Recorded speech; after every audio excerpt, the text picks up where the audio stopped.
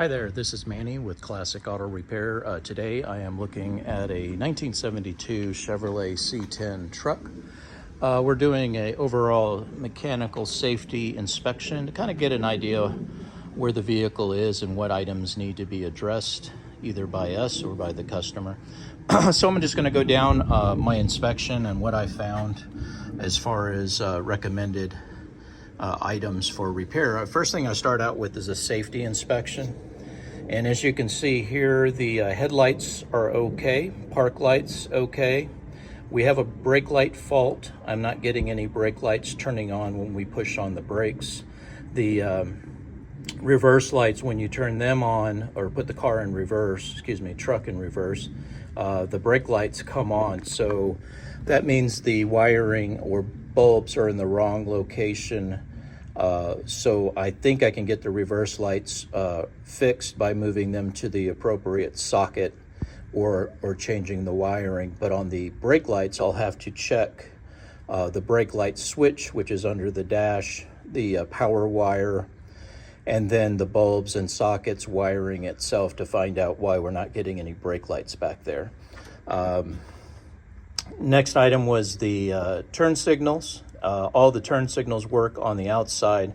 It's a little stiff on one direction, but that's an old turn signal switch, and probably wouldn't replace it until it completely faults because it is an expensive repair. That being said, they both come on, both sides. However, the dash indicator bulb or wire is out on one side, so you don't know that your blinker is on in the dash. And we can fix that as well. Now we can either restore and make your dash cluster work as original, or we can change it out. So if we're looking in here, this is the base model cluster, which has no gauges. It doesn't have any gauges, which would normally be located here and here on both sides. Your temperature, oil pressure, voltage. Your fuel is in the same location, but what you have is what they call light indicators, warning indicators for the generator and for the oil pressure here. And then I see that you have an external temperature sender over here. We can keep this all the way it is. We can upgrade it with new lenses, clean up everything, and put an external plastic bezel piece. This whole piece is separate from the gauge pack.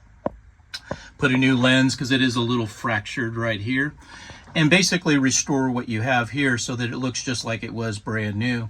Put a couple of knobs on it and you'd be looking really good right here. The other option is to buy a upgraded aftermarket digital. Dakota Digital makes a cluster that I put in a lot of these vehicles. It replaces the entire assembly with new digital readout gauges. They have sending units that have to be connected under the hood, also at the fuel sending unit, and it has all new wiring that gets plugged in. I have listed that as an option as well, so you can kind of decide which direction you'd like to approach it, or just leave it as is and just fix a bulb or two here to make sure everything is working. Tested the horn button. This is someone put an external horn, probably because the horn parts inside of here are no longer working. The least expensive option is something like this, but for some reason it's not activating. I'm not getting any horn. So I'm going to check the power to the horn relay. I'm going to check the horns themselves to see if they work, and then see if I can restore function here so that you could pass an inspection. You got to have a horn that's functioning. I tested the wipers. The wipers do work. However, you do need some wiper blades. I'll go ahead and price out some blades, and then you're missing the knob. They do make a bezel kit that makes all this chrome new. We can put those on at the same time if you like. There's no light here on the shift indicator, so at nighttime everything was dark in here. I had no lighting or illumination, so there is a bulb that goes here, tells you whether you're in park or drive, if you want to have that working. And of course your rear dome light, you need a bulb here And then the reason that none of the lighting is coming on is two reasons. Probably a few bulbs are out, just like the turn indicator bulb, but also your headlight switch is bad. I did a test on it. There's a rheostat in here, and it's burned up, so it's not letting power go to the dash cluster and letting it illuminate. And by turning this knob, you can adjust the brightness of the dash and then turn on the dome light by turning it all the way to the left. This headlight switch, we can put a new part in here, and that'll fix that. As far as the rest of the items on the truck, of course, you know these are broken, all your levers and cables. However, this whole assembly will be replaced with a new control head if you choose to upgrade your heat and air conditioning with a new assembly. We take all of this out and we put in a new evaporator case, goes behind the glove box, and then you get a new cluster here that's all computer controlled, and it will be illuminated as well. I've also quoted for a stereo, Bluetooth stereo that plugs into these original holes. We don't do any cutting in the original dash. It'll connect to your phone. You can stream music, you can answer phone calls. And then I've quoted speakers upgrade for here in the dash, and then a couple of speakers here in the door. And then there's an option to have a subwoofers installed on both sides under the seat. So we can make it a deluxe audio system, or we can do basic, or we can just bypass it for now, depending on your budget. While we're in here, I've been trying to find door panels to replace these panels, but I have not been able to find an exact copy of this that's in stock. I have one that is the upgraded version of this. We can discuss that if it's something you want to do now or at a later date. I also have these armrests available in black as they came originally, and they're covered in vinyl. It's got the seat belt, so you're okay for safety there. The emergency brake is pretty light. There's no pressure on it, so it needs to be adjusted. We can do things like brake pedal, pads, floor mats, things like that. We can take care of this wiring that's coming down on the side of the dash over here. Looks like the antenna is not hooked up. That's for the external antenna. We can route all that and make sure that it's not going to get in the way. Your glove box has been painted, your latch, we can put a new latch on that, or we can just take this out, clean it, and put it back in there for you. Looks like you're missing the screw that goes in for the new vents that you had installed. This is an assembly, and there's a bolt that goes in there that's missing. And it's missing also on the driver's side. Again, just little things that we notice. The latch is hitting pretty hard when you close the door. So it doesn't really close well because it's dropping down as it closes, and it's getting in a bind on that striker right there. So it looks like the door needs to come up, which would require some shimming be done right here to see if we can open up this this height on the door. But then we got to be careful about gaps to make sure that we have enough room to increase that height just a little bit so that it closes better. We'll lubricate the latches so that all the mechanisms are opening and closing without any issue there. All right, so that was a few things on the interior. Going down the safety check, as I mentioned, the horn, seat belts are okay, emergency brake is loose. Coolant overflow bottle. You got an antifreeze bottle sitting here, so I priced out putting a different overflow tank to capture the antifreeze. The distributor is it's got issues with it. That's this thing right here. Normally what we would do is we'd put a new cap, new wires, new rotor, new condenser and points, but because of the condition of this, we are going to recommend an entire assembly, which comes with a new vacuum advance, a new cap, all the internals, and it's an upgraded version. Just like a late model car, it uses a magnetic sensor to pulse the spark to the spark plugs. It's the best, highest performance and most reliable option. that we offer. We put it in pretty much every vehicle that comes in here, and its price point is much cheaper than just replacing all of these parts. So I have that listed as a distributor, high ignition, high performance model. And that will get you some new wires. We'll go ahead and price out and include the labor to swap out the spark plugs, which you noticed when we saw the other video, they're pretty old. So I have listed that as well. And that is what's on here for the distributor. We'll also put a new coil.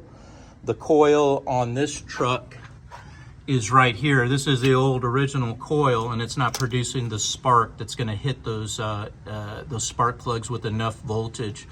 The new one will have a new coil as well to generate maximum power to the fire in the cylinder. All right, moving down the list.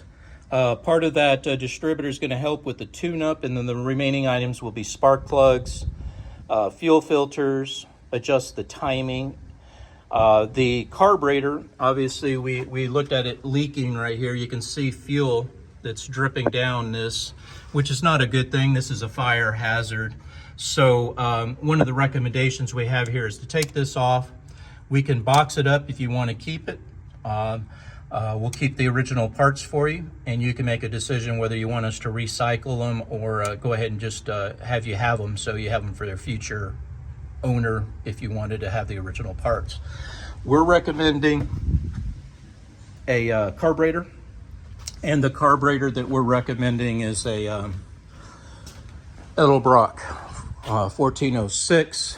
It looks like this model right here, and that'll give you really good efficient fuel to the engine, and it's got an electric choke, so it'll help with cold starts and getting the truck up and running. And it's again, the best brand that we offer. It's one that's not going to leak on you or create any problems. So when we put that carburetor on there, we're going to do a tune-up and tune it to the truck. So we'll adjust the fuel idle mixtures, we'll adjust the base idle, and then of course the timing to make sure that everything is tuned correctly for this particular engine.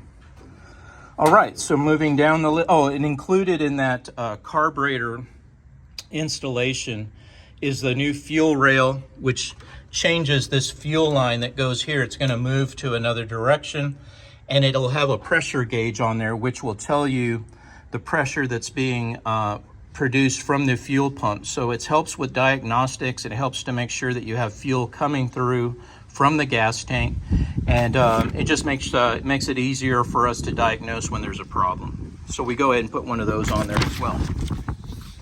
All right, moving down the list, I'll be decoding the truck here shortly, figure out what it came with originally, and then if I see anything that needs to come to your attention, I will, just to kind of know what the numbers are, what the engine displacement, what options it had. One of the items you had on your to-do list was the ride height of the truck, to adjust it so that we would drop the front about 2.5 inches. This may create a potential issue with rubbing on the inner fender wells because these are pretty big tires. When you drop down the suspension, you start to have to deal with what is that going to affect that's not original. So something to keep in mind there. A lot of guys will change out their wheels and tires, go with some big wheels, 20-inch, but they'll end up hitting here. So you got to make sure that when you buy your wheels and tires, or if you're dropping it, that everything still stays within the specs so that you're not creating any damage to your tires. On the back end, we're looking at a 3 to 3.5 inch drop. This is done with the coils, which are, you saw from the bottom video, there's some coils down there that you would swap out. Either way that you do this, your inner fenders will be put in there, obviously, to when we do the suspension work. But the shocks, you can either run stock shocks or you can run even shorter shocks for a drop suspension. But you can run stock shocks. They will work, but they definitely need replacing, as you noticed driving from Austin. We'll go ahead and put a new set on there on the front and the back. Also for the steering, one of the steering issues was how loose it was. So one of the things we're going to do are these tie rods, which are down here. I'm going to put some new tie rod ends on it here, the drag links, and that'll tighten it up, in addition to replacing the non-power steering box. This is where a lot of the play is located, the gears in here, and we will we'll swap this whole assembly out with a power unit that will give you power steering, and it'll have all new parts in here, a new coupler, which these are known to tear, and that's not a good thing, so we'll put a new one of those on there as well. Okay, so bumpers are important on the hood. This is a big, heavy hood, and there's nothing keeping it in the center from chipping the fender paint. So we'll put some new hood bumpers that go here and here, some new ones on the end, which will help with the vibrations and making it a little solid. And you're also missing the rear seal, which goes along the back, and that supports the back of the hood and also keeps water from coming down and getting into your electronics, causing the engine to stall.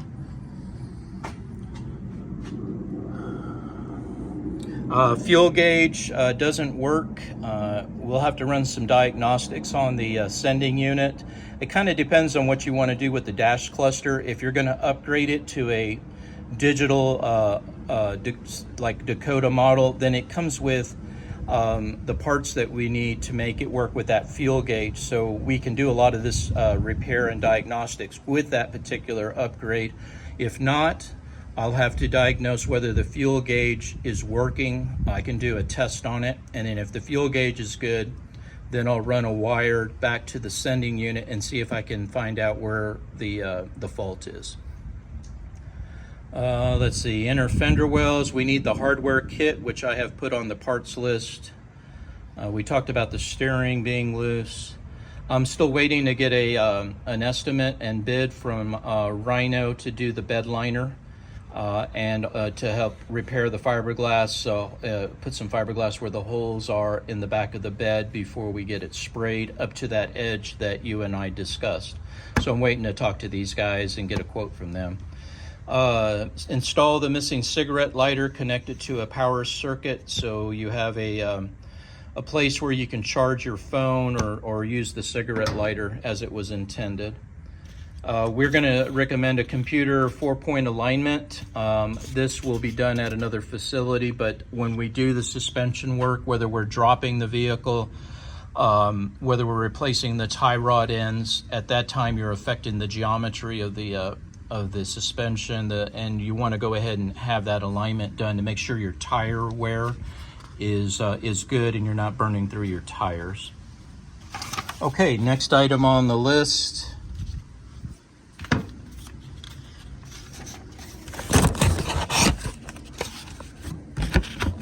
All right, tail light bezels. If you choose to have these installed, we'll put them in, but basically you're going to get some new bezels. They look like this. I got a couple right there. That's what they look like.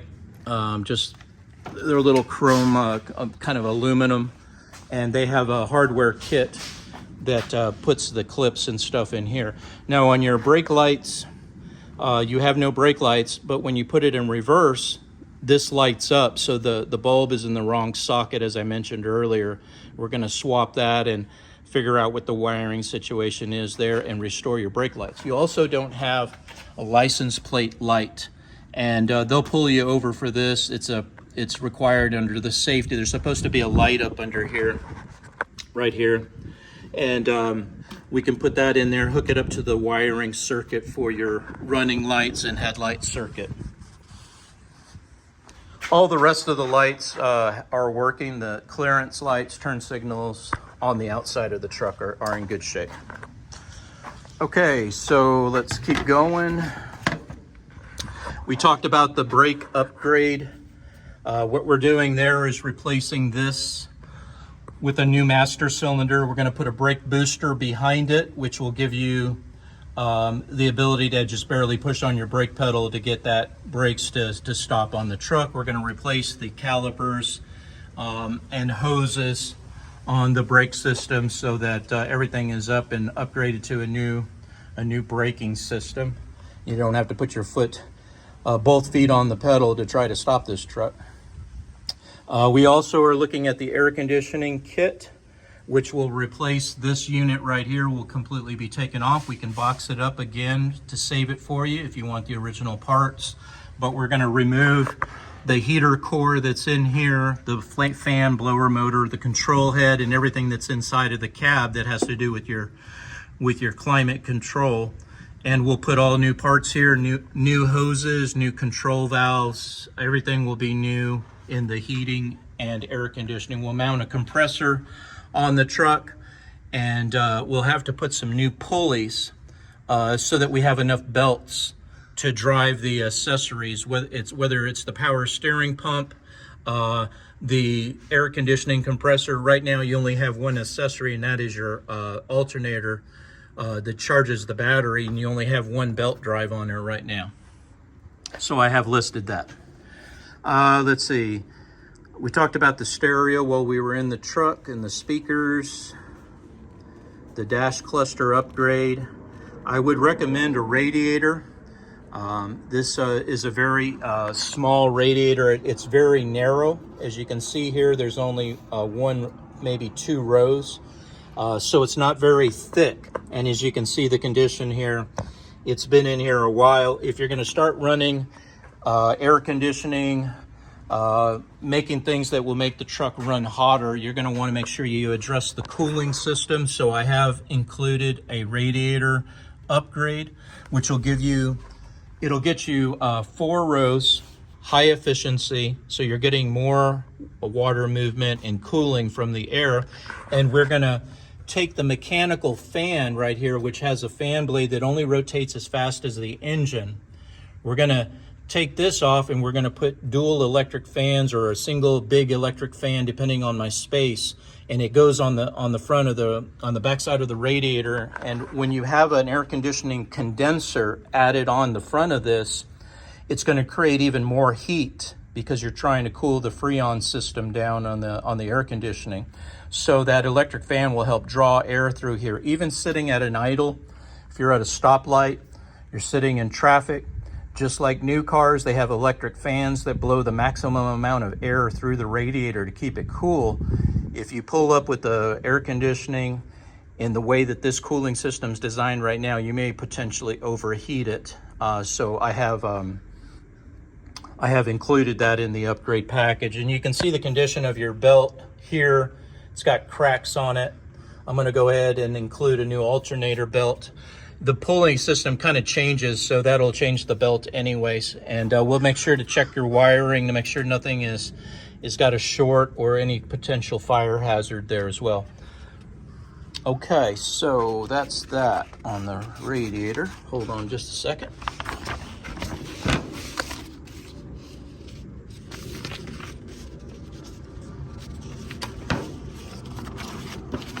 All right, I'm on the last page of the to-do list. And let's see. This is all my safety inspection report where I have put on there what its diagnostic costs are. So when you look at the original estimate, you'll have some pricing that will tell you what the estimates are to repair these items that are on the list. But I've pretty much gone over everything there, including the door fit and making the adjustments to make the driver door close better. You did mention that there was a fuel leak at the gas tank, and I will I'll be checking that further to see whether it can be repaired, which normally I can repair them. Just depends on how big the leak is and what we got to do there. But I may have to remove the tank. I just don't know until I get up in there, and we'll address that for you then. I think that's pretty much it for everything that I found on the truck as I went around and did the safety inspection on it. It's in real good condition. The exterior looks great. They put a lot of parts in the outside of the vehicle, but it needs some things on the bottom and inside and under the hood to make it safe and reliable for you. So I'll go ahead and get this estimate out, and hope you enjoyed watching. Have a great day.